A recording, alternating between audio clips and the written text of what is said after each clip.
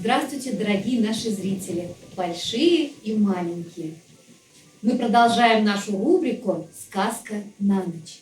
И сегодня нам очень хочется рассказать вам сказку Джани Родари про дедушку, который не умел рассказывать сказки. Он рассказывал сказку «Красная шапочка» на свой лад. Дедушка! Дедушка!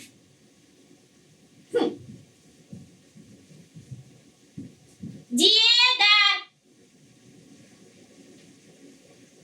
Деда! Ой, Расскажи сказку, а? ну хорошо. Жила-была на свете маленькая девочка. И звали ее Желтая Шапочка. Не желтая, а красная. Ах, да, Красная Шапочка. Позвала ее однажды мама и говорит: послушай, Зеленая Шапочка. Ну да нет же, она красная. Ну да, красная. Мгм. Пойди к тетушке Диамире и отнеси ей картофельную шелуху. Нет, она сказала, иди к бабушке и отнеси ей пшеничную лепешку. Ну, пусть будет так. Девочка пошла в лес и встретила жирафа. Опять ты все перепутал. Там был не жираф, волк. Ага. И волк спросил у нее, сколько будет 6 и 8? Ерунда. Волк спросил, куда ты идешь? Да, ты права. Мгм. А черная шапочка ей и отвечает. Это же была красная.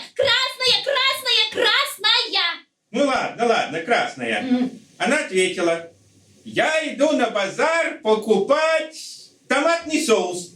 Ерунда. Она сказала, я иду к бабушке, но я заблудилась. Ну правильно. А лошадь ей и говорит: Какая лошадь? Там же был волк. ну да, конечно, волк. Он ей говорит: садись на 75-й трамвай, доезжай до Соборной площади, сверни направо, там увидишь ступеньки вниз, а рядом на земле найдешь монетку в 1 сольдо. На ступеньки не обращай внимания, а монетку подбери и купи себе мороженку. Дедушка, ты совсем не умеешь рассказывать сказки. А мороженое ты мне все равно купишь. Ну хорошо, дам я тебе сольдо, и сходи и купи себе мороженое.